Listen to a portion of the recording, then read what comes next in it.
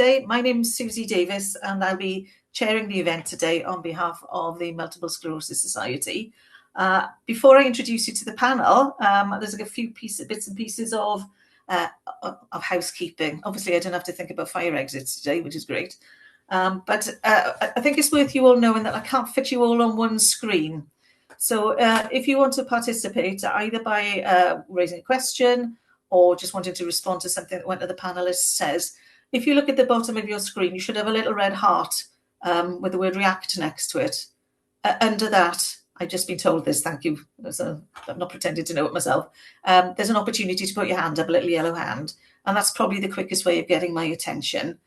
If you have any questions, maybe the easiest way to deal with that is to actually stick them in the chat. So there's a chat button at the bottom there, which I will get to see, hopefully. And then as the evening progresses, I'll be able to pick up some of the questions. I've already explained to the candidates. There are 7 of them on the panel. So they haven't got very long to give the answers to you. So if there's something you want them to develop, please come back in the chat or put your hand up for that if you think perhaps they could have added a bit more to their answer. Ymgeisydd does dim cyfieithu ar y pryd sydd gyda ni ar hyn o bryd. So if any of you want to ask questions in Welsh, I can possibly translate for you. But it is apologies for anyone who would prefer to ask questions and get their answers in Welsh as well. We just haven't got the facility today, I'm afraid. And then finally, I know I don't really have to say this. It's sort of mutual respect territory. There are so many of us.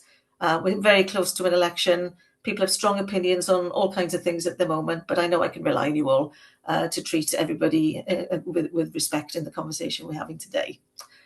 As I said, we've got 7 panelists. There's quite a few of you. I'll just go through the names now so that you know who you're looking at on screen. So we have Ian Chandler from the Green Party, Lisa Dymock from the Welsh Conservatives. We're expecting James Evans from Reform. He's not quite here yet. I'm not sure if he does turn up, that'll be him. He'll be late. Mabon at Gwynfor for Plaid Cymru, Shav for Welsh Labour, David Wilkins for the Welsh Lib Dems, and Steve Williams, an independent candidate. But before I ask them to introduce themselves to you, I'd be delighted if you would welcome Shelley Elgin, who's the Director for Wales for MS Cymru. She's also the interim chair of the Wales Neurological Alliance, and she'll be opening the evening today. So, Shelley, I can't find you on my screen. Perfect example. Would you like to kick off? Hi, Shelley. Hi, Susie. Hi, everyone. Great to see so many familiar faces in the audience, I can say. Lots of people I know are here today. So welcome, everyone. Welcome to the MS community and the wider neurological community and also our partner organisations. And I can see that there are members here from the Wales Neurological Alliance as well. So welcome, everyone. I'm not going to take much time up because I want you to have the opportunity to ask questions to candidates tonight. This is really important that you have the opportunity to ask questions because this will influence our work over the next year. So welcome everyone, and I'll hand back to Susie. Lovely, thank you, Shelley. As I said, we're going to hear from the various candidates and panelists now. Doing it alphabetically, it's Ian Chandler from the Green Party. And at the risk of sounding like mastermind, you've got 2 minutes. So if you want to kick off, that would be great. Thanks, Susie, and thanks, everybody. Yeah, so as I say, I'm Ian Chandler. I'm the Health and Social Care spokesperson for Wales Green Party.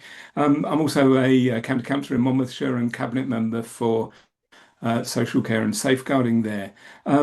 And part of my background is that before I moved into the more political arena, I used to work for the Motor Neurone Disease Association as a campaigner supporting people affected by motor neurone disease to campaign for better support and care. And obviously their campaigning asks have a huge overlap with the ones of the MS societies. So I have a lot of understanding and support for some of the things you're asking for. And because of that, I really would like to thank the MS Society for hosting this hustings and for acknowledging, and I just want to acknowledge their role in the support they give to people with MS and the shaping of their policy in Wales. I also want to acknowledge, obviously, there's in this audience and on this panel, there are people with lived experience of multiple sclerosis. So I want to, acknowledge them and thank them for being part of this and for taking part in this discussion, because that really emphasises, I think, that MS is not an abstract policy issue. It is something that affects people. It affects people's daily lives. It affects their ability to be supported with dignity and care. And I think it's important that whenever we're looking at health and social care issues or wider issues, is that we take it away from just the policy arena and bring it down into the lived experience of people and the professionals that support them, so that we have a richer understanding of what needs to happen and how that can be happen, and then how we balance the priorities. And I think that comes down to the clear principle that the Green Party would talk about, is that people with MS deserve the right care at the right time, wherever they live in Wales. And the fact that that doesn't happen is, I would suggest, not the fault of individuals, of frontline staff, but it is the consequence of political choices that have been made about priorities, about budgets and resources, and about the structures and the resources that are put into the delivery of the policies and plans of the Welsh government.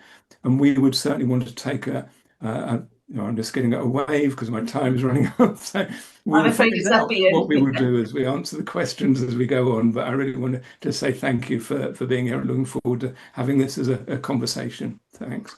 Okay, thank you. It's just occurred to me, actually, panelists, would it help if I just put my hand up when you've got like 10 seconds to go or something? Or you're perfectly professional and know how to do this? I'll do it anyway, okay? Thank you, Ian. Lisa. Thank you, Susie. Good evening. My name's Lisa Dymock. I'm a county councillor here in Monmouthshire, along with Ian. I'm also standing as a Senedd candidate in Cymru Torfaen, and it's a privilege to be here tonight. Obviously, I believe that Wales can do so much better than how it is doing at the moment. Every day, people with MS are experiencing firsthand the realities of our healthcare system here in Wales, and I am actually one of them. I was diagnosed with multiple sclerosis in 2018 after suffering relapses yearly for the 5 years previous, not knowing what was going on, being told you need to go home and manage your stress levels better, not being offered an MRI, and then eventually having an MRI and lesions being found all over my brain. I know how hard it is to constantly push to get that care and support that should already be there. We're fighting to be heard, and I know how much it matters to get the right treatment at the right time and how damaging it can be when it doesn't happen. The Welsh Conservative priorities are clear. First, we'll declare a health emergency because the current situation in the NHS isn't acceptable. Waiting lists are too long, access to specialists is too limited, and too many people are being let down.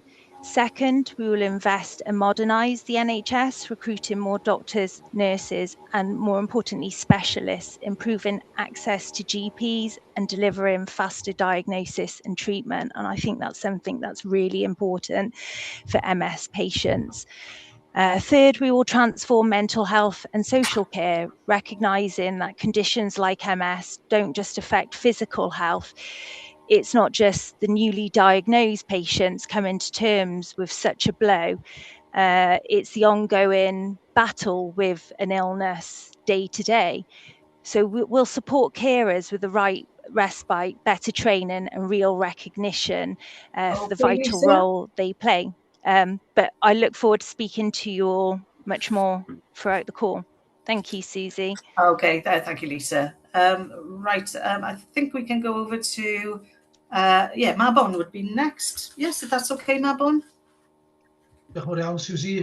Firstly, I'd like to thank the MS Society for the cooperation and engagement over the last 5 years and for the work that the organisation does to support people living with MS and their families.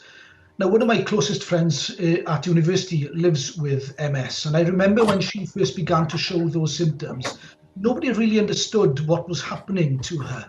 Now that experience stays with me because MS is still not fully understood, not just by wider society, but too often by the medical community as well. And MS isn't alone in that. Too many neurological conditions remain poorly understood, which is why raising awareness has to be one of the priorities. That's also why the quality statement can't become another worthy document left on a shelf. Too often in Wales, we see good reports and good pilots, but then an implementation gap. We can't keep talking about what should happen without making it happen. And that includes proper mental health support and a holistic wraparound service so that people with MS and their families know that the support is there. Now, today's report into unpaid carers, published by the Senedd's Health and Social Care Committee, matters too. Proper assessments, better signposting and support for young carers are needed. And finally, Wales should be a destination for clinical trials and research investment. People here deserve to be at the forefront of cutting-edge medicine. Now, those are just some of the issues I look forward to discussing with you this evening. Well, diolch Mabon, exemplary timing, got to say. Thank you. No, diolch yn fawr iawn. Next, we got Shav, are you happy to go next? Yeah, happy to go next. Thanks to the MS Society for bringing us together for this really important discussion today. I'm going to keep my comments as brief as I possibly can.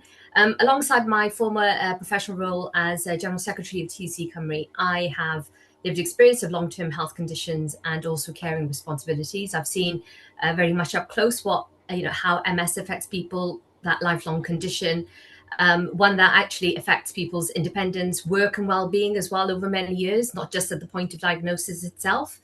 And of course, as a trade unionist, I've seen firsthand, and of course the research backs this up, how difficult it can be for disabled workers to secure reasonable adjustments that they actually need in order to stay in work, to get into work. And too often delays or refusals often push people out of employment altogether, even where staying in work should be possible with the right type of support. A lot of people, individuals particularly, we now know, of course, the research backs us up, that when it comes to diagnosis, it's often in early to mid-adulthood. Often at that point where people are very much trying to build their careers, they're trying to earn an income, they're trying to raise their families, or quite often caring for others. So access to treatment, specifically specialist neurological care or rehabilitation, then ends up being delayed.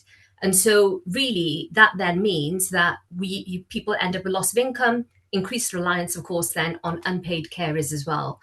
There's lots of different things that have already happened here in Wales, and Welsh Labour's pledge now for a new deal for the NHS is going to include investment through the £4 billion Hospitals for the Future programme. That's going to then strengthen access to primary care, same-day mental health support, and will take us a shift towards more care being delivered in community settings. And for people living with MS, these commitments could support earlier intervention, better access to rehabilitation, and then what we often hear the need for, which is more joined-up care, providing specialist neurological services are properly resourced with the workforce that we actually need as well.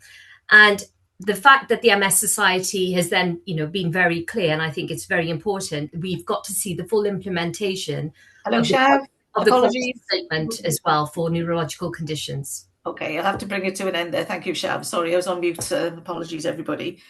Thank you. Perhaps we could hear from David now. David Wilkins, where's he gone? On my screen.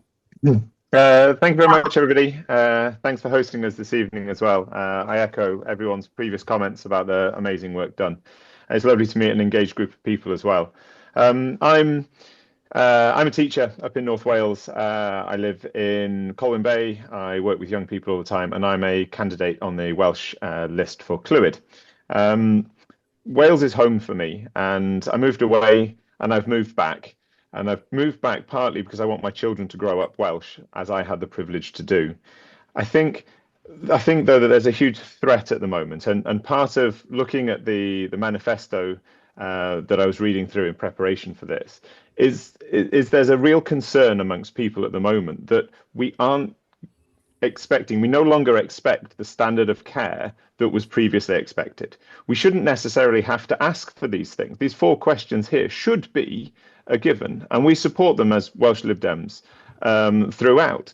But we have to acknowledge that there is an actual crisis going on. We've got 800,000 people on waiting lists in Wales. Just in Wales, it's over a third of the population living here. And whatever the condition that they're waiting for treatment, MS or other, that is unacceptable. And if we're able to tackle those waiting times, we are also going to be able to tackle many of the issues that surround this here. Lots of the issues around mental health often are about the future and that feeling of hopelessness to tackle the environment, to tackle education problems, because as a degenerative condition, we're having less opportunity to influence the world that we leave for our children. So I'm here with a message of hope. Let's start fixing the environment here and work towards global improvements in environmental issues. Let's clean rivers and seas. I'm standing to safeguard the NHS from the threat of privatisation. I'm standing because I want to see more GPs here in Wales. I want to see more nurses. I want to see more social care so people can exit hospital when it's right for them to return home. And we're ready to fund that if necessary. So let's get together. Let's build a hopeful future. And thank you very much for having me this evening. Thank you, David. Again, good timing. And then finally, I think we can hear from Stephen Williams. Yes, hello, good evening all. Thank you very much for the opportunity to speak with you. I'm an independent. I'm Stephen Williams, born and bred in Llanelli. I got involved in politics about 2 years ago following the local campaign regards a really important decision that was being made, that was being taken out of the hands of the local residents. Prior to that, I was a police officer for 30 years, involved in many high-profile cases, both nationally and internationally. As I say, my journey started into it as a result of the community's hope. That experience showed me that often our communities are overlooked by government, and in particular politicians, and it inspired me to serve as a county councillor within Carmarthenshire.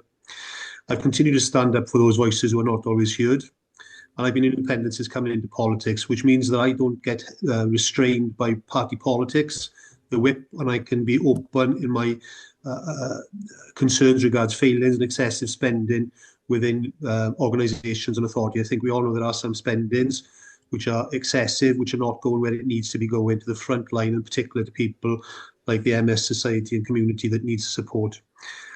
Through my role in the Health and Social Care Scrutiny Board of the Carmarthenshire, I regularly challenge how the service is delivered, whether that's service provision within the County Council, respite care for families, or mental health support. I've also raised concerns with how Werdd and Cardiff Vale Health Board.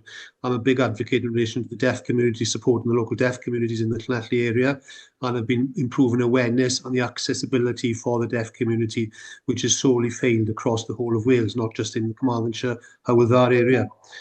More recently, I challenged Werdd as well with the lack of long-term support for an adult with ADHD, and I hope to have a chance to discuss training, assessment, support, timings, and constant improvement. Diolch yn fawr, Susie, appreciate it. Thank you. No, diolch yn fawr, Stephen. That was perfect timing yet again. Thank you ever so much, everybody. I think that's given us all a flavour of how the conversation is going to develop over the next hour or so. Before we move on to our first question, do any of you have any objection if we take a photo of this for social media? It's all par for the course. Declare now or forever hold your peace? No, I think we're okay to go with that then. Thank you very much. Someone from Panelists will be taking the picture, if that's all right. So smile. Thank you very much. Right, I'm just checking if we have a Stuart Nixon in the audience today. Just flicking through my screens a sec. No, I don't think so. Yes, you do. Yes, you do, Susie. Oh, there is. yes, Stuart is here. I can see him on screen. Oh, fantastic, Stuart. Now, you've already sent a question in for us today. It could be the first question. Are you happy to ask it, or do you want me to ask it? Looks like he's having trouble with his mute button, so do you want to ask it, Susie? Yeah, so is this the gentleman under Marie Nixon? That's the one, yeah. Oh, no, Stuart. Hello, Stuart. No, if you could ask the question on my behalf, I'd be very grateful. Oh, okay, no problem at all. Thank you for sending it in, Stuart. I really appreciate getting it sort of upfront. So the question is this. If you and your party, if you have one, are privileged to serve in the Senedd, what are the priorities you will set for the future of health and social care in respect of people like me, like Stuart, who have to live with complex long-term conditions? So this is your opportunity to develop what you started talking about in your opening speeches. So I'll go randomly. Let's go with Shav. Sorry, I was just trying to find my unmute button. It's like going back to COVID days again, isn't it? Right, yeah. So the next Welsh Labour government will guarantee that you will be seen by a primary healthcare professional within 48 hours. If you've got a problem that really can't wait, particularly in relation to acute exacerbation of COPD and other needs that other things that need treatment immediately. And this will mean that you will be able to get an appointment at a GP surgery for an urgent health problem, either on the same day or the next. We're also strengthening GP access standards introduced in 2022 so that people can make sure that you've got the choice of making on-day or advanced appointments in person, by phone or via an app or online as well. This will include the 48-hour guarantee in the 2026-27 contract negotiations with all primary care contractors. And you'll also be able to get mental health care when and where you need it via the new same-day open access services that Welsh Labour has committed to developing across Wales by the end of the next Senedd term. And this goes alongside some of the existing bits around free advice and treatment services offered by high street pharmacies for now 27 common ailments, and appointment at an NHS dentist for an urgent dental care problem, appointments at your high street optician for an acute or urgent eye issue. And of course, this alongside the investment that I've already mentioned, including in a second dental school for Wales, and the Community by Design programme as well that was started by the Welsh Labour government. That's going to develop more community-based services and move healthcare out of hospital. Lovely, thank you. Steve. Yeah, diolch. Thank you for the question as well. Yeah, I think we all appreciate that there is huge problems regards delays for treatment for many people. A lot of these problems are the fact there's a huge amount of vacancies regards consultants. You see it in the report that I think there's only 8 consultants regards MS. Is similar within all branches of the medical profession. So that means your long-term support and your long-term treatment is not in the place that it should be. I'm arguing that bursaries are included to attract consultants to areas. However, our health board is one of the largest in Wales. It covers Carmarthenshire, Ceredigion and Pembrokeshire. And it has Withy Bush Hospital in Haverfordwest. It has Bronglais in Aberystwyth, Glangwili in Carmarthen and Prince Philip, a huge area. The problem is that a lot of these consultants are based in Carmarthen because they cannot be based in other hospitals. So there's a huge waiting list in relation to that. So for long-term treatment, a lot of the problem is that people aren't having the opportunities to have the medical support that they need. My view is that we should be arguing for bursaries for a 5-year consultancy in places like Pembrokeshire, like Ceredigion, like Clwyd, like Beticadwal and other areas, because Swansea Bay and Cardiff health boards attract consultants there due to the fact that they're able to offer educational opportunities and lecture opportunities. That is the first stage. You have the long-term treatment. The second side of it is the fact that there is bed blocking. Now, currently, the health board has been given a significant amount of money. Now, county councils should be given part of that money to help release empty beds in hospitals. That has not been happening across the whole of Wales. And I think that the government needs to ensure that that is undertaken so the beds are empty so people can have the treatment that they need in the right area with the right consultants. Training is a huge important thing. And whilst we're offering and saying that we will get this done and that done, it comes down to as well as cancellations. In the rural communities we've got, people have a lot of difficulty in arranging to go to their appointments. And because these cancellations will come through letter, it's very difficult then for them to rearrange, and the stress and mental well-being that affects them is unfair. So I think we've got to get consultants improved, numbers of consultants for long-term health options, staff training, desk funding regarding bed blocking, and also that when people's appointments are there, they have those appointments. Diolch, Susie, thank you. No, that's okay. Thanks, Stephen. Just bear in mind what I mentioned before we went online about how much time everyone's got. Thank you. Should we go with Ian next? Yep, sure. Thanks. I'm trying to keep it brief and just, looking at the health and social care system as a whole and how that supports people like you. I think the first thing I want to say, the Green Party really wants to shift the focus and the emphasis of the health system in Wales, shift some of the resources out of the tertiary and hospital sector into primary and community care. So a gradual shift in resources going to primary care. It's not going to happen overnight. We're not going to solve the problem just by setting an arbitrary 48-hour time limit in there if the resources aren't in place. So we need to have a reasoned way of getting more GP support, easier access to GP support. Part of that is our approach to prevention, to early intervention, to make sure people are seen sooner generally, and not just by GPs, but more diagnostics facilities, but also more early intervention with community-based multidisciplinary teams. So actually bringing out of the hospitals that are a long way from people, actually into more community health and wellbeing centres, whereas a mixture of GP services, but also allied health professionals such as physios, podiatrists, phlebotomists, diagnostics, all those other types of things where people can get that type of wraparound support at a much more local level, where they don't need to go into the big secondary and tertiary hospitals a long way away. We also need to really have a long-term workforce plan in place, and that's what we'd be committing to. There are a lot of different workforce plans at the moment. There's lots of different strategies, but I think, as I said earlier, Welsh Government's been good on strategy, but not very good on delivery. A lot of those workforce plans are not actually based on population needs assessments, and they're certainly not based on the trends of where our demographics are going over time. And we need to be training and recruiting and retaining staff for the needs that we've got now, but also the needs we've got in the future. So we want to have a much more holistic view of actually where we're going with the health service. We've just seen in the news today about paramedics who are in training being told, actually, you need to go and look for jobs abroad because we're not going to employ any freshly graduated paramedics this year. I mean, it's a crazy system at the moment. We've got to do better than that. So there's a lot of other things I'd say, but actually just making the system work better to relieve the pressure on the system. So that actually means that people that need specialist support, they have the capacity for that to be delivered quicker and more locally and more effectively. Thank you. No, lovely. Thank you.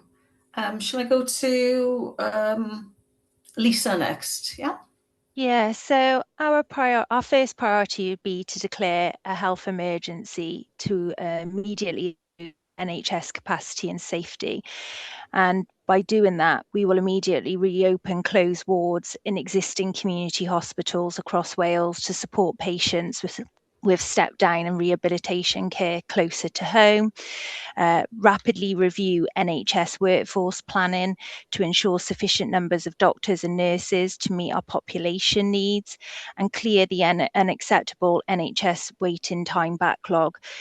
Next one, we're looking to invest and modernise the NHS to make it more resilient, so that will retain, recruit and train more doctors, obviously dentists, but nurses, midwives and specialist health professionals, to end the recruitment crisis we're currently experiencing in Wales, but also to improve access to appointments and treatments and cut excessive agency costs, fund more consultants and specialist training nurses, and specialists where we've got shortages. Obviously, we want to look to improve public health, so an overhaul screening to use new technology and AI to prevent health. I'm trying to be as brief as I possibly can and not go into too much detail, but we desperately need to transform mental health services. So we need to increase spending on mental health services, increase capacity of mental health services for young people as well, increase funding available for veterans with illnesses, and look to ensure that all Welsh health boards have a designated armed forces lead and review the funding for mindfulness tool to support resilience in mental health and well-being in the aid of recovery, improve standards in governance and safety, and ensure we're learning from mistakes. So establish a new single health and social care inspectorate with that are independent of Welsh Government and Health and Care Improvement Wales, and to raise standards and promote good practice. I think that's it for now, Susie. Oh, that's fine. I think I hit my time. You'll all have the opportunities to develop a little bit further anyway. Yeah. And just to let you know, we've had apologies from James. He won't be attending, which means you all do have a little bit longer. That's why Okay. I'm giving you a bit of extra time. Taj, I'm also going to ask you if you want to come back at the end, as you did such a short answer, bearing in mind what I'd said earlier. So if you want to come back at the end, I'll bring you back, okay? Right, okay, so Mabon next, please. Yeah, diolch yn fawr iawn. Thank you, Stuart. So to your question on people living with long-term conditions. Now, I remember working with casework here in my constituency in Dwyfor Meirionnydd, an individual living with FND, another neurological condition, and that they had to go over to Liverpool for treatment from North Wales. And we know that about 1 in 6 people in Wales live with a neurological condition and therefore have to travel to either Liverpool or Bristol for many of their treatments. And we won't be able to attract those specialist treatments back to Wales. But what we have got here and what we need is those other experts in their fields, such as physiotherapists and allied health professionals who help with people living with neurological conditions. However, we don't know how many we've got working in each individual field because we're so poor in Wales at gathering data. So that comes to my first point, that we would improve data gathering and ensure consistency of data gathering across Wales. That comes to my second point, which is ensuring that therefore we have a comprehensive workforce strategy, and that workforce strategy has to look specifically at people living with neurological conditions and the needs of people living with neurological conditions, making sure that we have got those workforce in the place that we need. Which brings me then to the third and final point, which is shifting left, making sure that we've got resources in the community so that people can access those physiotherapists, podiatrists, speech and language therapists and others in the community. That would mean building on the current cluster models of GPs, developing them into a Northern Irish federated model, making sure that we've got those multidisciplinary teams working from those federated clusters, and ensuring that we've got those capital funds available to allow GPs and health centres to build and develop those centres so that they've got more space for individuals who will be carrying out the services in the community, so that people living with neurological conditions and other long-term conditions can go to their local health centre or GP to get the treatment and the training that they require. Lovely, diolch Mabon. And then David Wilkins. Thank you. Right, so as I've hinted already, one of our priorities for government is going to be health and social care and how that will impact on the NHS, of course. So we're talking about 300 million being invested into social care. That's 5,000 new beds. And properly funding social care workers. We're not going to rely on councillors or councils to make individual decisions and political decisions around what matters to them. We are instead going to fund that properly. And yeah, that will cost money. And we're saying that we either want the Crown estates devolved to help pay for that, or if necessary, we are going to ring fence a 1p on income tax so that we can actually fix this problem. We want to build a system that has value, not just the cheapest thing we can get away with. We're going to train more GPs, so earlier access to everything is always going to be beneficial. And we also have a plan for rural access to services through increased diagnostic and day surgery hubs, a model, I believe, out of Powys, which has been really successful. And then we, as the Lib Dems across the whole of the UK, have a proud record of standing up for carers. There's a huge amount of work that's done by unpaid carers who support so many people with so many conditions. And I think that leadership is something we would look to embed in policy within government, should we make it in. And I really have been brief, so thank you. Yes, you have. Thank you, David. Shav, did you want to come back? As I realised I'd had you on sort of speed dating mode up until then.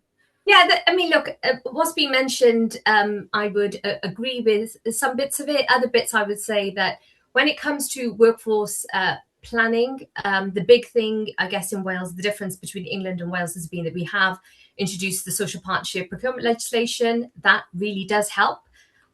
We've also taken profit out of children's social care. There is a lot of work to be done in terms of adult social care. So this is about making sure that we're investing in our staff. But we are also then doing a lot more, as we have been, in terms of staff pay as well and progression, because we do need people not only to enter into these services, but also to stay in them. So it's about incentivizing people and making sure that you've got the right conditions for that workforce to then remain committed as they always have been. Okay, thank you. Right, are there any sort of comments from the audience before I move on to the second question? You'll have to put the hand up if you do. Otherwise, I'm more than happy to take a load of questions at the end. Rachel, I'm going to be asking you to ask the second question in a minute. But do you have any observations on what you've heard already that doesn't cut into what you're about to ask? Yes, just very quickly. It's about accessibility. When people are thinking of having apps for people to attend GP appointments, can they please consider it be on Teams or Zoom that you can have on your laptop? Because there are people like me who can't use their hands and have to be voice activated. Okay, thank you. I can see lots of nodding heads. I don't know if you were looking for a specific response. If not, are you happy to ask both your questions? If you can ask them together, Rachel, and then we'll open it up to the panelists then. Yes. So the other questions I've asked is, how will you improve the mental health system? And also, will there be the right to choose like England? Thank you for the question. So this is primarily about mental health. Some of the participants have already mentioned it in their opening remarks, so it'll be an opportunity for them to develop on that. So let's kick off with Mabon this time. Thanks. Mental health is one of those issues which is often forgotten and ignored, even though it must be treated the same as physical health. And we know at the moment that all the resources when it comes to mental health, the little amount of resources, considering the whole cake that the NHS gets, the little amount that the mental health gets goes to the front end, the most urgent part of mental health, where we actually need to upstream it and making sure we identify problems before they become that acute crisis problem where people are then having to go into a mental health unit. So that's where we would channel our resources, making sure that it's upstreamed, identifying issues before they become a problem. That would mean us working on the model that we've already set up by working with the Welsh Government, setting up that hub for young people in Carmarthenshire and rolling that out across Wales. That's proved so far to be successful. It would also mean us working closer with local authorities. And that's one of the things that we've said we would be doing, is putting legislation in place, if need be, to force health boards to work together and local authorities to work with them, so that we don't have that gap between services. And once the local authorities and health boards work together more effectively, that would mean that the schools have better access to mental health care and treatment, ensuring that young people and children get access to mental health in the schools. We'd also make sure that we ring fence or increase the ring fencing for mental health in the Welsh budget. And finally, we've said that we would introduce a minister in government who has that roving role, a minister for public health. So we've already got a minister with a designation for mental health, but a minister for public health would have that roving role across government, meaning that he or she would then be able to discuss at each point in government and ask, what is the impact of this policy on someone's health and well-being? How can we make sure that this policy doesn't impact negatively on their mental health? Or how can we make sure that this improves someone's mental health. So that mental health and someone's well-being is considered in the whole during a government's process of developing legislation or guidance or work within the community. So that's an integral part of how we want to approach government, making sure that it's holistic and every part of a person's well-being is considered. Diolch. Lisa.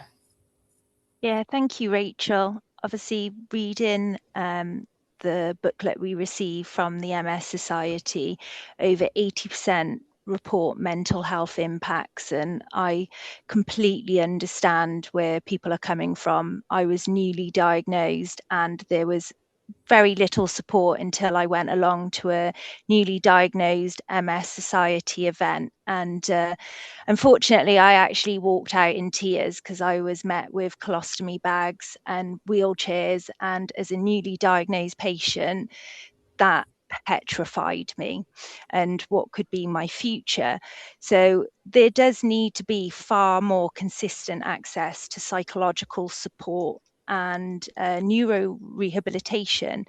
We want to transform mental health services with improved access to integration into physical health pathways, expand community-based care, reducing reliance on hospital services. So when I was undergoing a monthly infusion, I was quite lucky actually, you know, I've just heard someone referring to travelling to Liverpool.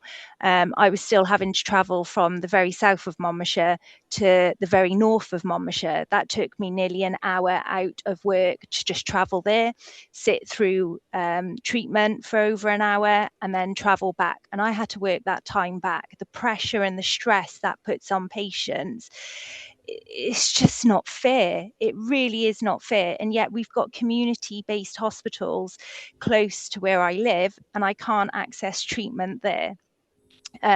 We also want to support early intervention and ongoing rehabilitation, so including physiotherapy and psychological services. And we'll do this through community diagnostic centres, expanded roles for pharmacies and local services, and we'll bring care closer to home to make it easier with people with MS to access ongoing support. Thank you, Lisa. Shall we go next to David? Diolch, thank you. So I think we need to develop a world-class mental health service and treat it with the same importance, respect, and criticality that we treat physical health. I think that's really important. And I echo some of the comments previously made about that the early intervention is really key to this. And something that I think we really need to focus on is the impact on not just sufferers of MS in this circumstance, but also their friends, family, and the children of people caught up in these. So we have policy designs around increasing mental health support for students through CAMS, making sure that the waiting times, which are in excess of 2 years, for many young people in schools, are much quicker and bringing back that quality of life. There are lots of issues around the side of this main core issue, including, you know, people have mentioned services they've accessed through their community centres and things like that. And we have a proud tradition in the Lib Dems of fighting for those community hubs, the local sports facilities, the community centres, keeping the roof, fixing the hole in the church roof and the things like that, so that there are places for groups to meet, whether they are formally organised groups or they're just smaller community support groups, and making sure that people have quality of life as well as the medical needs that they're seen to by the medical professionals. Thank you. Oh, thank you. Next we'll go to Ian. Yeah, thanks. I appreciate the question, Rachel, because I think it is an issue, and it's obviously, you know, mental health services is a broader issue that goes way beyond just the people that are living with MS, and it is something that we think, you know, like all of us, I think we recognise that more needs to be done, and I think this has been said for years that mental health is the poor relation of the National Health Service here in Wales. Everybody recognises that more needs to be done, but actually so little then is actually done about it. And this is, again, one of these things where we've actually got to put our money where our mouth is, basically. And certainly, as I'd agree that, you know, one of the things that we really need to do is make sure that people have easier access to early intervention and support. Because, you know, it's like the same with physical health. The earlier you'll be able to deal with the problem, the easier it is to resolve, and the less expensive it is to try and resolve. So we need to do that. And whether it's with, you know, as David already said, with, you know, the CAMS, the Child and Adolescent Mental Health Support Services, making sure those are more easily accessible, so there are lower waiting lists. They're not having to triage just the most serious conditions before anybody gets support, that they can actually intervene with people at children at an earlier stage of needing support. And the same goes with adults, is making sure there's better access to specialist support, either through the GPs, you know, or through NHS 111 option 2, in order to be able to actually get some proper face-to-face or in-person support to help people. That needs to happen locally, it needs to happen accessibly. We've also, you know, agreed with the MS Society's manifesto totally in terms of rehabilitation services, neurological rehabilitation.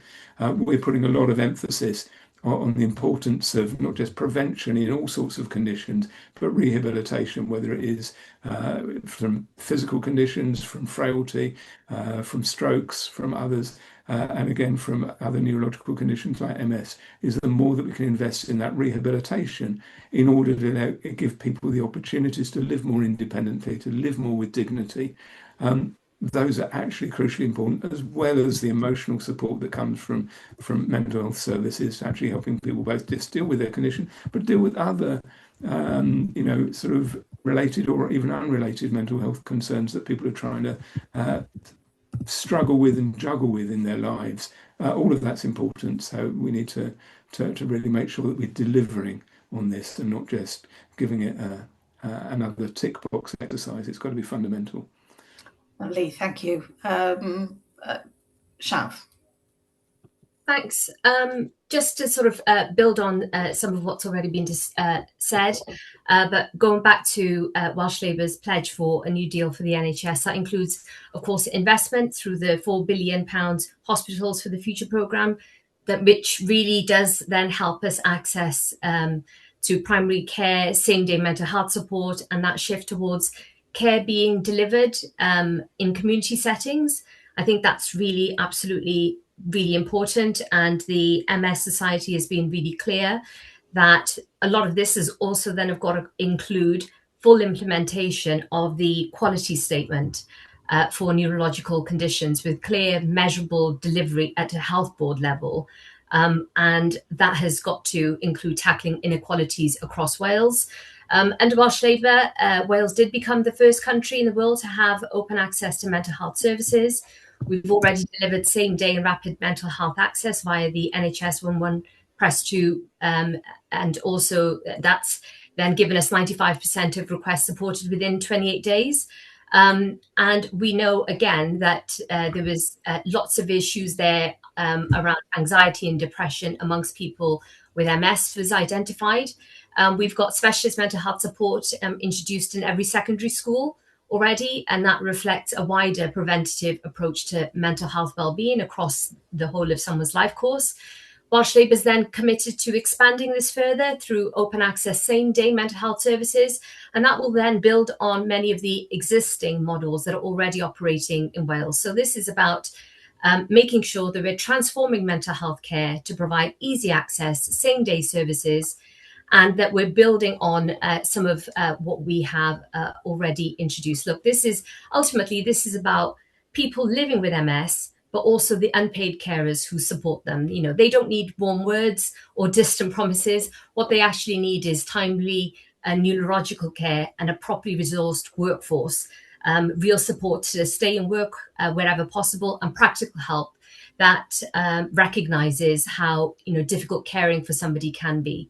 And I think that mental health support, having that on the same day, will actually be a bit of a game changer. Lovely, thank you. I'll go over to Steve now, and then I'll bring you in to finish off, if that's okay. Cheers, Susie. Thank you very much. I'm a big advocate regards mental well-being. I've spoken at a number of conferences and been a guest speaker at WIU dinner as well in relation to mental health. I'm acutely aware of the situation of it, as many people encounter it themselves during their life. Basically, I'm glad that Mabon also mentioned Carmarthenshire. We are ahead of the game a little bit. I chaired a meeting about 12 months ago with the head of mental health in relation to how we actually looked at the way in which we dealt with it in Carmarthenshire. I chaired a meeting with the police as well as an ex-police officer. Colleagues of mine attended because I led on some of the projects within Dyfed-Powys Police. And we raised and highlighted the fact that we had people with mental health who were having triggers that activated their mental health concerns and their issues. And this wasn't being identified within the mental health triage teams and the teams. So we ensured that that was put into place. So that is the long term, when somebody's already at that level, we need to identify these triggers, which will then reduce the impact on the main requirements with the mental health team. But also, many children these days have what's additional, adverse childhood experiences. You may have been heard of as ACEs. Within the schools now, the schools are identifying some of these issues with children. Police and other authorities and organisations are doing it as well. So what that does then is enables us, and I mean us, as the big us, which there will be people amongst this audience who will be sitting in the Senedd come May the 8th, for us to be looking at ways in which we can improve long-term health sustainability for mental health.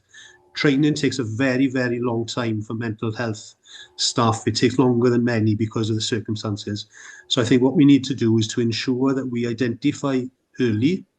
Therefore, we may be able to come in with early systems to support those persons and their families. And obviously, in relation to MS, Wales is is a lot higher with regards to suicide and mental health issues than England. And that is even increased again when you look at MS. So really speaking, there should be what I would class as a RAG system, red, amber, green. That if you become a red because of the circumstances you find yourself in, then you should have urgent support and identified situations where your triggers will not become a long-term concern. Those are easy fixes, I honestly believe. And financially then, those other matters for the training can be looked at by ways of saving money elsewhere and taking it forward.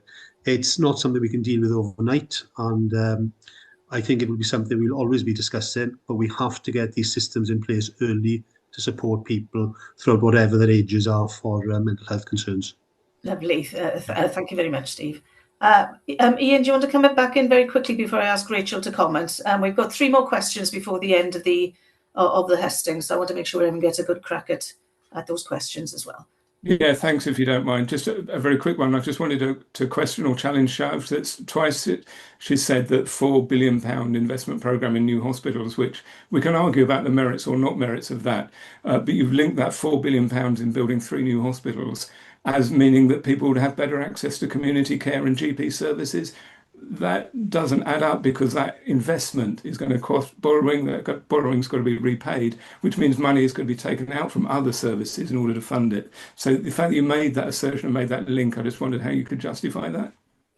Yeah, Shav, do you want to have sort of 15 seconds on that? Well, I think it's probably going to require a bit more than 15 seconds to answer Ian. Look, I think that this is a question that many people are going to be asking us. And quite rightly so. Lots of parties are going to put out lots of different numbers at this stage. And what this is going to come down to is that we have to prioritise various different things, and they're going to have to be, the money is going to have to be found. And we're quite confident at this stage that our numbers are correct. So I'm more than happy to have a separate conversation with you, Ian, outside of this forum, or even come back to you at a later date. Well, we're all lucky on this one, because one of our next questions is going to be about funding and finite resources. Rachel, do you want to quickly comment? I didn't catch much on the second part of your question about choice. Yes, no one has really answered that one. It says, will there be the right to choose like there is in England? Shall we risk a quick yes, no around the table? Mabon's got his hand up.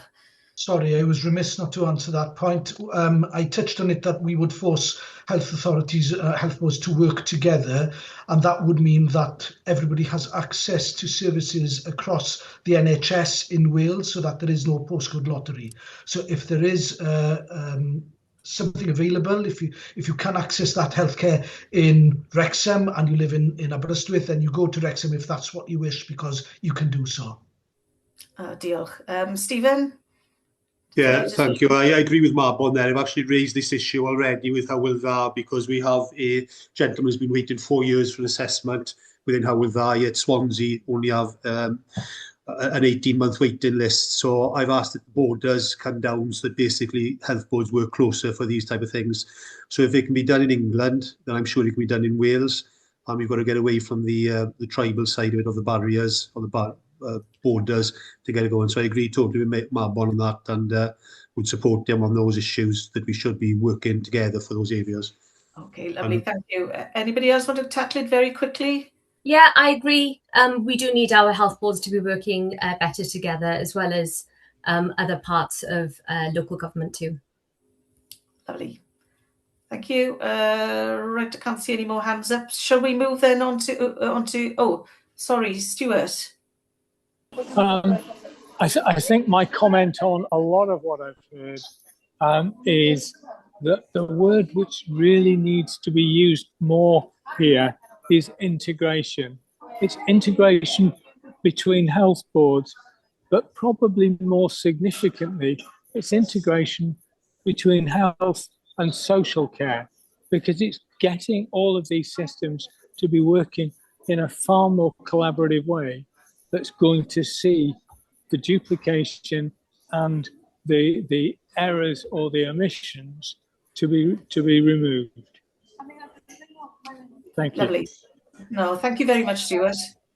Right, we're going to move on now to Hugh Roberts. Are you happy to ask your question, or do you want me to do it? Oh, you're on mute, sir. Go ahead. Go ahead.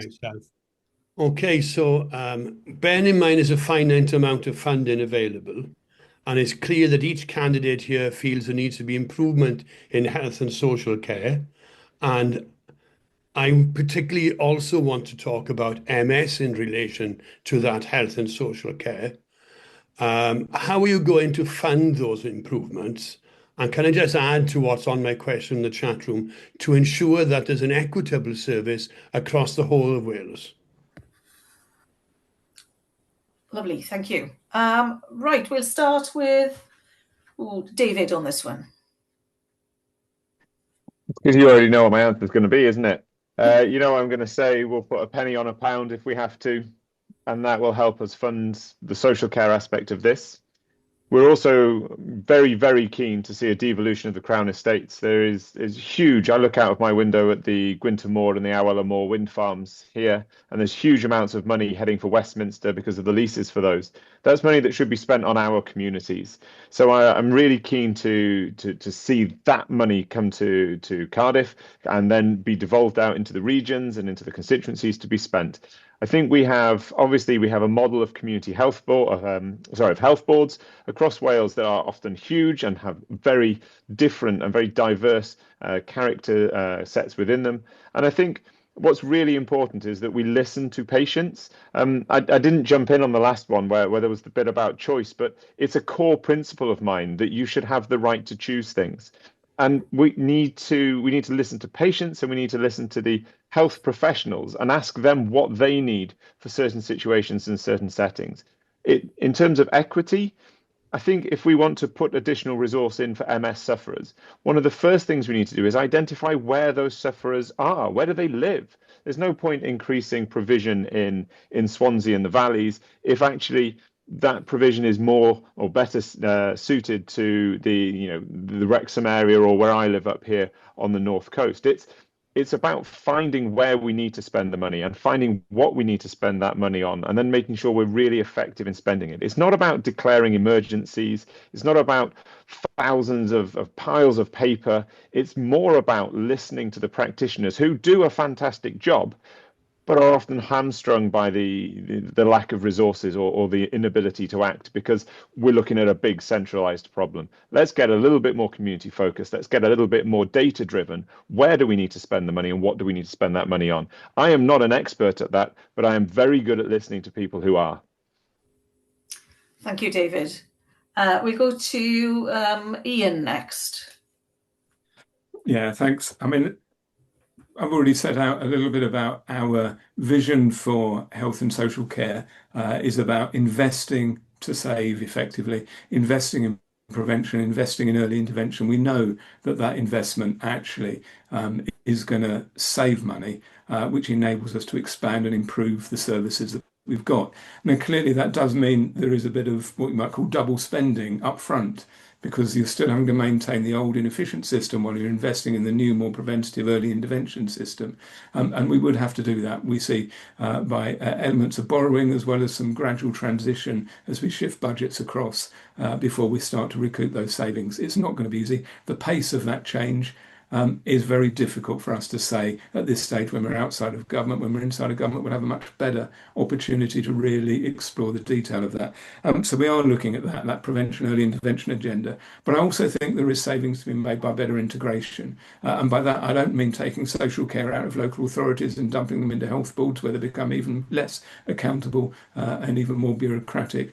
But I do mean about better integration in terms of the frontline services, better data sharing, better joined up working between practitioners. And as David said, I think we have a big opportunity to use data better, to be more effective at both where we're deploying with resources, who we're deploying them with, but also better use of technology, whether it's artificial intelligence or whether it's other medical technologies that we can use to actually improve outcomes and to reduce effectively some of the costs that we're facing, whether it's the backroom costs or whether it's the front end costs. All of those things I think we can do to shift resources around without that are within the levers of the powers that we've got. All of those clearly we'd also like to do more than that, and that's why we're not making any commitments to cut taxes across the board. We know that we can't cut taxes and still maintain these level of services and shift those resources. But that's our plan effectively, that invest to save. But there's a whole range of measures that we've identified within that would actually fulfill that brief and actually bring the savings that we want to improve the care that is needed, and to make sure we've got the workforce in place to actually deliver the care and support that people need, whether it's in social care or in health. Thank you. If you could go to Shav next, please. Sure. So as far as going back to the point that I made earlier about getting an appointment with your GP surgery, we will be enabling this by reviewing and strengthening the GP access standards that were introduced in 2022, so that we can make sure that people have the choice of making on-day or advance appointments in person, by phone, or by an app or online. This will include the 48-hour guarantee in the 2026-2027 contract negotiations with all primary care contractors. This then will mean that alongside the free advice and treatment services that are already offered by high street pharmacies, that actually we can build on that. The Community by Design programme that was started by the Welsh Government, that we're going to develop more community-based services and move more healthcare out of hospital. Through our experience in government, Welsh Labour has always been really clear when it comes to balancing the budget in a way that no other party, including the Greens, they've said that they're currently not in government, but they've referred to shifting some budgets. I'm not sure what that means, but our plans for a new chapter for Wales, we very much are clear that we believe that they're credible, they're reliable, and they are deliverable. And when it comes to hospitals, it will actually be up to health boards to lead on proposed schemes for new hospitals. We're pledging to provide funding at the scale needed to actually deliver this. So, for example, the Grange University Hospital, that came in around 400 million. So we are confident that our 4 billion Hospitals of the Future Fund is more than enough to cover the 3 new hospitals that we've pledged. The new build of Velindre is 312 million, and Prince Charles Hospital redevelopment, 333 million. So this fund would cover the buildings, but not the equipment. So that's to give you a bit of an indication around the figures there. Lovely, thank you. I'll go to Steve next. Thank you very much. Thank you for the question. Yeah, a lot of it can be done on savings. I'll be honest with you. It seems to be there's a lot of wastage coming out of the Senedd and various things. If I can give an example, whilst we benefit from prescriptions within Wales, which is a brilliant incentive by the government, I have to say that. However, going back about 12 months ago, speaking with local pharmacies who are critical to our primary care and secondary care within the whole of Wales realistically, they will identify that they were having problems regards shortage of prescriptions, which again they have now currently. But basically a lot of that was caused by the the branded prescriptions being given to people who require their medication. We all know that branded is a lot more expensive, and the budget for the year I think was 578 million, but they'd actually spent 660 million or close to 660 million. I'm just picking those numbers off the top of my head, but they are very close to it. I could find the exact details if wanted. So we're talking there a significant amount of money that has to be paid because we need the prescriptions. But if there'd been proper control over it, pharmacists themselves will tell you they see those problems on a daily basis where they're having these branded medications coming in, which will lead to a shortage. There is currently a national shortage regarding prescriptions for Wales and the UK because of this. So that's one bit of control there, which could save £50 million. When you're looking at the costs, the savings in relation to MS and some of the quotes that I mentioned with regards to the your document, it's saying that annual cost of 213.9 million. There's a quarter of that already saved just by proper scrutiny and overseeing of prescriptions. You multiply that by other areas where we have wastage. We've got the Cardiff Airport, a £42 million loan written off. Not many people would have that loan written off. And what benefit would that give to members who require support within the MS community and various things like that? So there is a saving to be made there without us going to other areas to get it. Let's first of all get our own house in order, make these savings. We can use AI to do it. We can be sensible regards to scrutiny to make sure that my funds are then used where they need to be used, and then we can move forward, getting our house in order, and then we can be building the super hospitals. But first of all, let's get the funds, and we do have those funds available as long as we scrutinise it correctly. Diolch, thank you. No, thank you. I'll go to Lisa next, and then Mabon to finish this section off. Okay, so I think we need to make sure that we continue to keep the NHS in Wales free at the point of use and publicly funded. As we know, there is one party in particular that this is a risk. And I think that is something we're very passionate about keeping in place.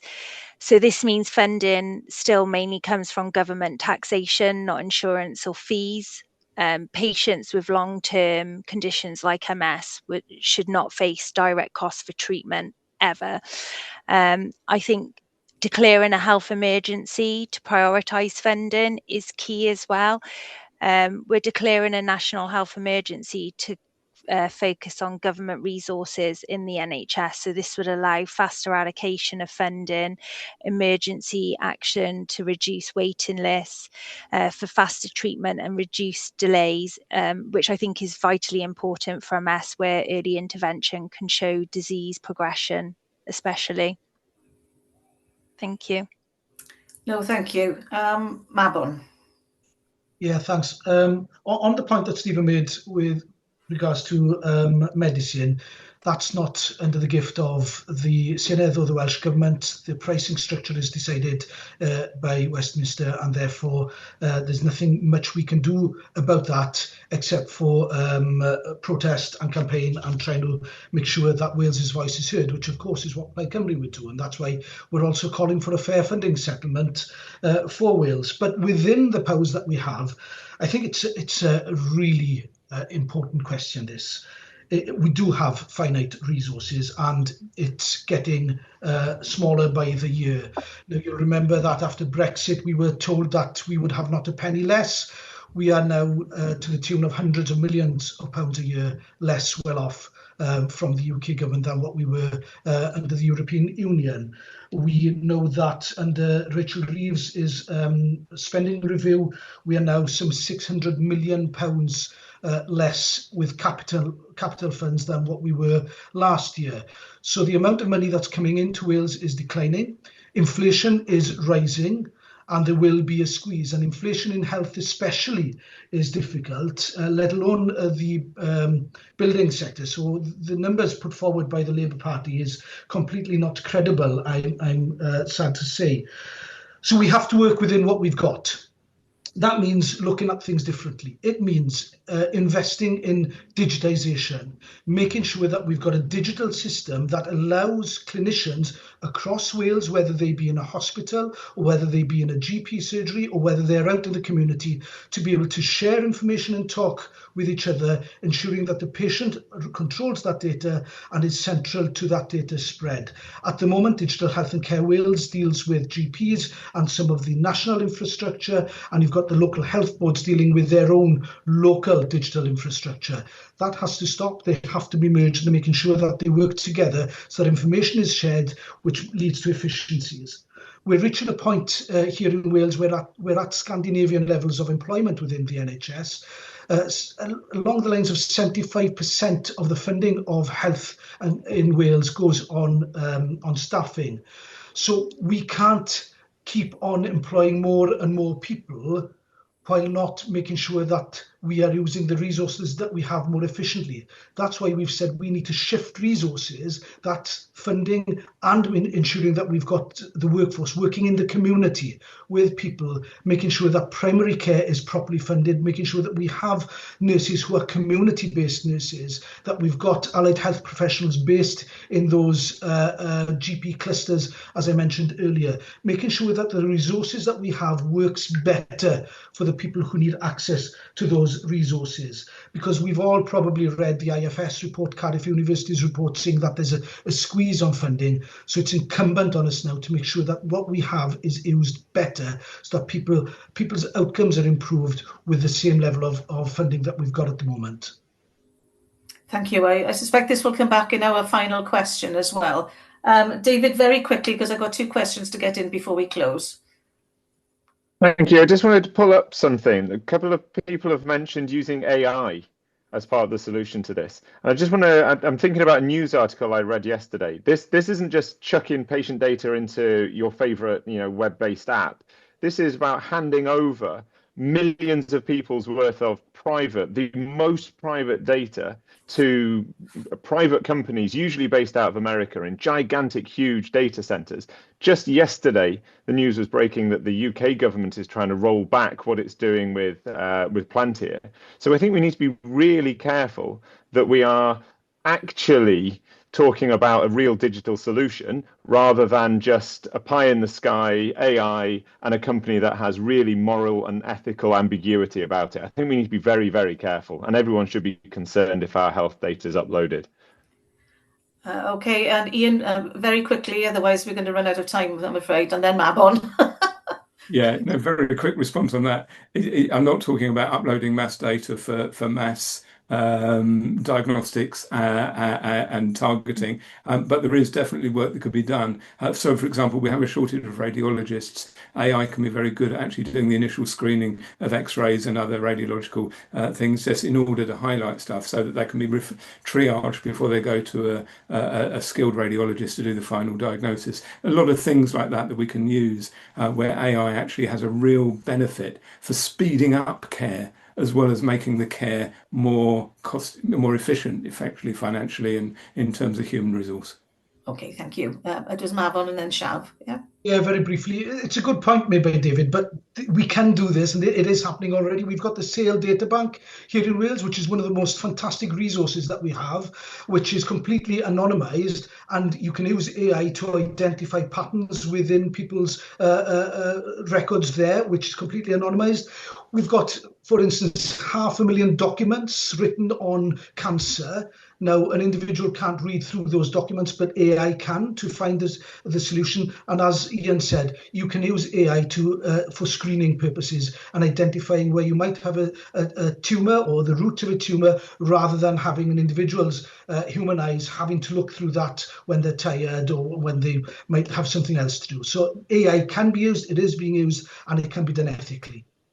Lovely. And then Shav, very quickly, please. Yeah, just what Mabon said about ethical. So there is an agreement that we have in Wales around the ethical use of AI and procurement in public services. That exists. That was negotiated at the back end of last year in social partnership with the Welsh Government. And so there is that framework there. Is making sure that there's human oversight on everything. So, you know, it's not a case of we're just handing over data or anything like that. There are very clear processes in place that actually don't exist at a UK level. Lovely, thank you. Hugh, have you got any sort of response to what you've heard? Fortunately, the next two questions you've got should be able to be. I'll be really quick. I think I make no response to any individual other than I've heard everything. And it's going to be fascinating to see how the next government in Wales tries to meet the problems that the health service gives, and how they fund that is going to be a real issue for them. Well, if you listen up to the answers in the final question, which will be a fairly swift final question, if that's okay, you may hear a little bit more on that, who knows. So we're going to go now on to our penultimate question, which comes from Darren Rutland. Darren, we've had quite a lot of feedback already from the panelists about mental health, but you've got something very specific to ask, which I'm hoping the panelists could answer quite swiftly. Do you want to read the question, or shall I? Hi, but yes, I'm happy to read the question. Thank you very much for asking me to do so. It's with regards to the fact that we know that a number of people with neurological conditions can often be prevented from getting mental health support as a result of their condition. The question is with regards to the Welsh Government Quality Statement for Mental Health, which was published a couple of weeks or so ago. This makes clear that people with, and I'll quote, neurological diagnosis, for example, Huntington's disease, Parkinson's, or dementia, will not be excluded from mental health services. So the question is, how would each candidate work to make sure that this is actually implemented and that people with neurological conditions will be able to get mental health support? Thank you, Darren. It's a very specific question, so I'm hoping we'd have very specific answers on this. I think we'll start with Ian. Yeah, sure. I have to confess I'm not familiar with the quality statement on that, so don't have a specific answer on that, but I think it relates to what we were saying earlier about mental health support, is that we need to have the capacity in the mental health system to ensure that people can be seen early and can be seen in the right place at the right time, effectively, so that we can do that earlier. So it is about investment in those services. It is about making sure that the different tiers of support are available for people of all conditions. And yeah, we would stand by the fact that everybody that has a need of mental health support should be included, and that particularly includes people with neurological conditions, where the mental health support is both emotional support, but as we said earlier, about neurological rehabilitation support as well. So I can't really say any more than that, other than the fact we'd make sure the resources are in place for it to happen and the infrastructure in place for it to happen, and it's given the right level of priority. Thank you. And swiftly over to Mabon then. Again, it was a very specific statement, isn't it? Two responses, one broad, one narrower to the point. On the broader, as I mentioned in my opening remarks, we have a problem with implementation here in Wales. So we would set up within the government an implementation, an innovation and an implementation unit to make sure that best practice is rolled out and that policies are implemented. And that brings me to the second, more narrow point, which is that we would introduce an implementation plan to ensure that the quality statement is implemented in full. Diolch. Lisa? Yeah, so I did have a look at this, and there has been a lack of progress implementing the quality statement. And I did read that 44% of patients are feeling unsupported and services don't meet their needs. And we've got to agree with that. wholeheartedly. I've referred to it. We've got to declare a health emergency to prioritise delivery and accountability in neurological services. And we've also got to introduce stronger governance and performance monitoring through a new NHS inspectorate and leadership register, and ensure clear operational delivery plans are backed by measurable targets. And we've spoken a lot about data today. Wider reforms, including improving standards, transparency and accountability, will ensure the national strategies like the quality statement are delivered in practice, and that needs to continue. But we'll also expand patient choice, allowing MS patients to access treatment across the borders and in alternative providers if waiting times are too long, and obviously improve data transparency and reporting so failures in neurological care cannot be ignored. Thank you, Susie. No, thank you. If we could go next to David. Diolch. I think data gathering, I think transparency, reporting, and then a little bit of teeth. You need to build this into what is part of that professional accountability. We have professional standards in all sectors, and we have them here where we have the mental health professionals as well. There is a mechanism for doing this already. We just need to make sure that those mechanisms are followed. We need to know that we have the information correct, and then we need to act on it appropriately. Lovely, thank you. Steve, next. Yeah, Joel, thank you very much. Yes, I did touch on it slightly earlier regards the red, amber, green process, where obviously as the time goes on, that person moves up to get insured, that they get the access they should be having, and it increases with delays. I believe in data, but we can make data say what we want it to say. So I think that data needs to be succinct to the needs of the people. And that means that boundaries, as I said earlier, do not hold up. As I said, the difference between Hywel Dda and Swansea Health Board is quite significant. And I've raised the issue with the Welsh NHS as to why that isn't being implemented by them. And when they're having their involvement, that they have to be intrusive into what is being done locally to try and reduce it, and to ensure that there is every 3 months, 6 months, 9 months, 12 months, that there is an update for it, that the data is actually to be seen moving in the right direction, and that there isn't any problem for people getting access to mental health. And more importantly is that we've got obviously a veterans charter. I'm a big advocate regards veterans, but perhaps there may be a need for MS charter, neurological charter, to ensure that people are getting the services that they should be getting when they present themselves to health boards and other associations. Thank you. No, lovely, diolch, thank you. And then Shav, to finish this one, it's a Welsh Government quality statement. Yeah, so as far as the statement is concerned, it exists just because, well, quite honestly, people are continuously bounced between services for years. They're often told that their mental health doesn't quite fit that particular box, and because they also have a physical or a neurological condition. And mental health is mental health, and services have got to be provided based on people's needs, not on rigid like diagnostic boxes specifically. And we know, right, that people who are living with MS face higher rates of anxiety, depression, psychological distress. A lot of that is often, linked to so much uncertainty, disability, work pressures, caring responsibilities. So I'm really clear that publishing a statement is one thing, but it's not enough. The real test, though, is about delivery. And health boards have got to understand that expectation. And staff that are then, must be supported across all of the traditional sort of boundaries that you often have. And people with MS must then be able to access mental health support when they need it, not be sent back and forward between services, because that can often happen. And I think that this is where we can then make the link directly to Welsh Labour's wider commitments around the need now for same-day mental health access, care closer to home, joined-up services. This has got to be mental health support. For me in particular, I've always said that it's got to be a part of a holistic piece of care and not something that people constantly have to fight for to get on top of everything else as well. Lovely, thank you. Darren, have you got any sort of observations to make at this stage?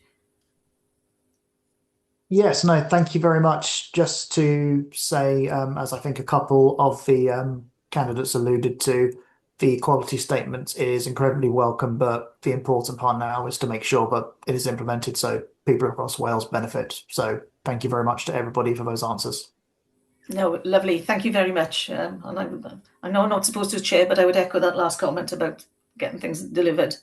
Right, so the final question, which comes from Jessica, is quite a big question. So this is going to test everybody's ability to summarise their main thoughts on this.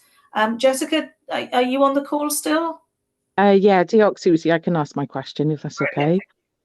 So my question is, although welfare reform isn't devolved, the impact of decisions made in Westminster is felt in Wales. So what will you do within devolved powers to protect people affected by MS from financial insecurity or poverty? Okay, and we'll start this time, I think, with Lisa.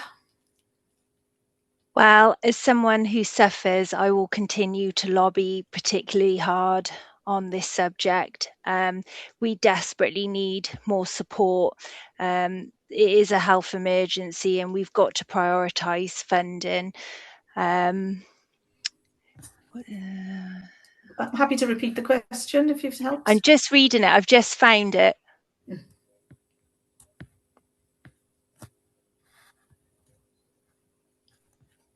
And obviously social care plays a lot into this. One of the things that the Welsh Conservatives want to do is to help people with cost of living. We've said that we would cut the basic rate of income tax by 1p, saving the average family £450 a year. We'd also scrap land taxation, so stamp duty on primary residence to help people get into moving on up the housing ladder, which I know is particularly difficult when you're struggling with illness. We've also offered to protect free bus travel and extend this to all 16 and 24-year-olds as well as military veterans. It's scrap business rates for small firms and pubs and post offices. People working with this illness in that sector could really do with this as well as people without it, if I'm honest. And work with local councils to extend access to free parking in town centres, so that's not an additional cost you've got going out each week. Yeah, thank you. No, thank you. Next we'll move on to David. Diolch. I think there's a slightly bigger issue, if I may, and that's how do we protect the most vulnerable in society, full stop, whether it's as a result of MS or whether it's a result of generational poverty or it's a result of whatever circumstances that someone might find themselves in. And I think our track record and the work that we did last year in securing a really positive impact on the budget, where we saw an extra 30 million for the Flying Start programme, providing free childcare. That's an essential start for young people, and it's also a weight off the shoulders of a parent, that squeezed middle where we see people really struggling as we reach that sort of middle age bracket. I know certainly myself with an older grandmother who's currently in A&E and my children downstairs watching who knows what on TV. So we want more funding as well for councils, because it's councils that fund the libraries, the community centres. It's the funding that they give to the citizens advice bureaus. All of that funding going into properly resourced councils, properly resourced childcare, properly resourced social care. That's what's going to help protect people. I think there is always an issue if we cut taxes. That doesn't necessarily target the people we want it to. So we have to be really careful what type of taxes we cut and how we then still continue to provide quality services that are worth paying for. And Welsh Dems, we have a plan for that. And part of it is about making high streets thrive again. So there is somewhere that you can go on a Saturday morning and do a little bit of shopping and enjoy spending time in your local community. Diolch, thank you. Next we'll go to Steve. Thank you very much. Yeah, appreciate it. Yeah, obviously, when you're talking about the financial insecurity and poverty side of it, I'd imagine the insecurity side would be obviously the PIPs. I appreciate that they are extended slightly, but that needs to be something that I think is a massive concept that we ensure that Westminster follows through in for the whole of Wales, and that it's extended further so that people don't have to worry about having their PIP assessment coming to a date and all the rest of it. And even though the forms aren't a renewal, it is close to being a renewal. So it gives that little bit of security on that side of it. In relation to the poverty side of it, obviously, as David alluded to there now regards grants and various things like that, there are a number of support agencies that can support with grants. We have to make sure that those grants are easily available. And I noticed that somebody's highlighted on the questions that they have difficulty accessing apps. Well, then that needs to be a case that we assist them to ensure that these grants are put in to support them for mobility issues within the home. The RAF Benevolent Fund is very good in supporting families in relation to accessing their properties. Those can be ways in which we can help support them on that side of it. Whereas the Welsh Government side of it, it needs to be clear and dealt with that we do not have wastage, because we have all encountered in the last couple of months an increase in relation to our council tax, which has been forced upon partially by the increase in national insurance and various things like that, but also again wastage within our counties, where those that are county councillors will know they sit on scrutiny boards and they question about why there's been an unexplained expenditure. It's not unexplained, it just hasn't been planned for and dealt with. And that would mean there'd be more money in the pockets of people, because we wouldn't need to be raising council tax every year. And that would mean more long-term financial security and reduced poverty. Poverty is a problem across the whole of Wales, we know that, and it's going to take a number of years to improve it. But by starting to cut tax or increase tax, that isn't the answer. That's been tried. It is not working. We've got to stop wastage. Diolch, thank you. No, thank you. Just to let everybody know, we have hit 7:30, but of course I'm going to give Mabon and Shav and Ian the opportunity to answer this question. Mabon, great question for you, I think. Diolch, yeah. So we know that Plaid Cymru will always stand up for Wales when it comes to ensuring that we have the best deal possible from Westminster. We know we need fair funding. But absent from that, we know that one of the greatest determinants of ill health here across the world, and especially we're seeing it here in Wales, is poverty. And people with various disabilities are impacted more than others. So we're seeing that squeeze and that pressure, the acute pressure, more on people who have disabilities and who are living in poverty more than anyone else. So we've got to make sure that we put action in place to tackle poverty. That's why we've said that we would put, for instance, childcare into place for children from 9 months old through to 4 years old initially, and making sure that people can go back to work should they wish. We've also said that we would grow and develop Cymru so that we have locally generated energy that provides energy for local communities, making sure that people aren't living in fuel poverty. But over and above that, it's difficult. And we know that from experience from the current Welsh Government, because to be fair to Julie Morgan was a very good minister, and she introduced a £500 payment to unpaid carers, and that backfired because those unpaid carers were then taxed on that income. And she tried to do what she could, but found it difficult. So that's why we have to make sure that other things are put in place so that we have, for unpaid carers, we have those assessments being carried out, ensuring that unpaid carers get the respite that they need, that unpaid carers and people living with disabilities are properly signposted in order to access the funds that is available for them, but they're not being made aware of, and making sure that the support, that wraparound support, is there for individuals in need. We've got a proud record of this, ensuring that the Welsh Government put an extra £100 million into local authorities this year so that local authorities could carry out their duties in full, making sure that people living with disabilities, unpaid carers, got at least some more of the support that they deserved. That's what we need to carry on with, and I'm looking forward to working with you to make sure that this happens if we're in a position to do so. Diolch yn fawr iawn. Shav. So Wales has had a record funding settlement from UK, but of course there's always going to be gaps for 14, 15 years. We didn't have the kind of money that we needed. So there is a lot of catch up in all of this as well, I would say. But building on a lot of the things that we already have and making sure that we keep them, policies such as free prescriptions, free hospital parking, transport planning, community care, all of that is framed around reducing barriers for people with chronic and neurological conditions. And so for me, the fact that Welsh Labour is now going to be introducing a £2, if they get in, a £2 cap on all single bus fares across Wales, if they need the Welsh Government, lead the next Welsh Government, is going to be welcomed. Under 21s already enjoy a £1 cap on single fares, and over 60s get free bus travel across Wales, thanks to the choices that Welsh Government has made, making sure that public transport is affordable and accessible. There's going to be 100 new routes that are going to be coming. That is going to be very much prioritising connecting people to jobs, key services such as hospitals that we've all been talking about, and train stations as well. The other focus really is on lowering energy bills. Energy bills are still extremely high in Wales, and we've really got to do everything that we can to be less reliant on fossil fuels and the unstable global market. Every day we wake up and we're not quite sure what Donald Trump is going to do and how it's going to impact us.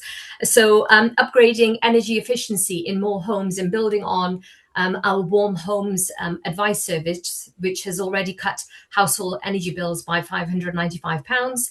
And of course, we've already seen energy price caps come down in April 26 as well. The real living wage going up. Expanding childcare, so that we know that affordable childcare is something that matters to thousands of families, and we want to build on what we've already got on offer, which gives most 3 and 4 year olds in Wales up to 30 hours a week of free childcare. So we're beginning to roll out the childcare element of our Flying Start offer to all 2-year-olds, with Merthyr Tydfil and Swansea being the first local authorities offering 12.5 hours of free childcare a week for 2-year-olds. And if re-elected, we'll phase in funded childcare to babies aged 9 months old and make childcare easier to access. Over the course of the next Senedd, we'll introduce 20,000 new funded childcare spaces as part of that phase plan. But also, look, this is about making sure that we get people into work, and that there is, in relation to that as well, we've all mentioned sort of AI at various different points here. And the world of work is very much changing rapidly, and we want to make sure that no one gets left behind. So there is a new guarantee, a direct response to some of those changes. So working people are facing, and we're going to make sure that workers can then access training that they need, that is accessible to everybody, so that we can then make sure that people can keep working, and that we can build on many of our successful programs as well. No, thank you. So, sorry to cut across you there, because I've got to give Ian the final word, and I'm determined that this will finish at 1:45 at the very latest. Thank you. Ian? Yeah, thanks, Susie, and thanks for having the final word on this. And I think there's quite a lot I want to say. Clearly, the question was about how, with the devolved powers we have in Wales, will we protect people affected by MS from financial insecurity or poverty? But we've had a lot of talk about both UK powers, UK issues that are there, but also quite general universal issues around supporting people and cutting the cost of living. And I don't decry that.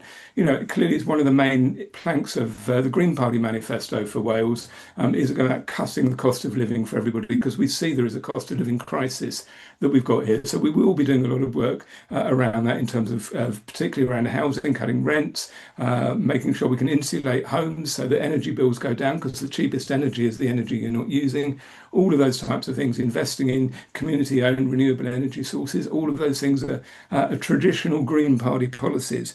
But there's also an awful lot more, though, that we would want to do, making sure, as we said, others have said, about public transport, making it cheaper, making it more accessible. Because there's no point having cheap public transport if you can't get on it, or if it's not going where you want it to do at the right time.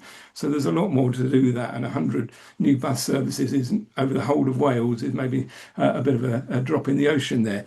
But we're also very clear that we're not going to be able to deliver this by cutting 4 different taxes and then saying we're going to invest in more money here, because that just doesn't make up any sense whatsoever. So I'm not going to let that one go by, Lisa. I'm afraid the Conservatives are really sort of trying to have their cake and eat it. But I think in terms of targeted support, and this is what this is about, there's certainly areas that we can do. And again, I'm not going to take any nonsense from a party that's just been trying to cut disability benefits at a UK level. Okay. Can we stick to what the Green Party is going to be doing? Because we're short on time. I am going to do that. So at a local level, certainly support for social care. We've already talked about actually increasing support for social care, making sure it's there.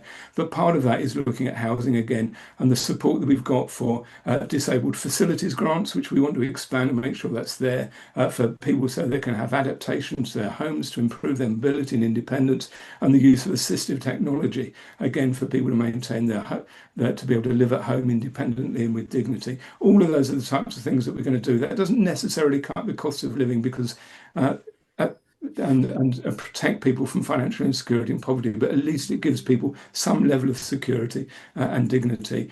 But most of the levers we're talking about are this in terms of benefits, particularly targeted benefits around disability, are held in Westminster, and we will be lobbying hard to make sure that benefits, whether it's PIPs, disability benefits, or carers allowances, and carers allowances are hugely important here, and about how they're applied. We'll make sure they're more generous, because that's actually what matters, and we need targeted support so that people that, even the cost of living is a general challenge for all of us, actually is particularly challenging for those that are suffering lifelong conditions and degenerative conditions and other forms of disability. That's what we would do, because equity is important here, and that's at the heart of Green Party policy, is equity.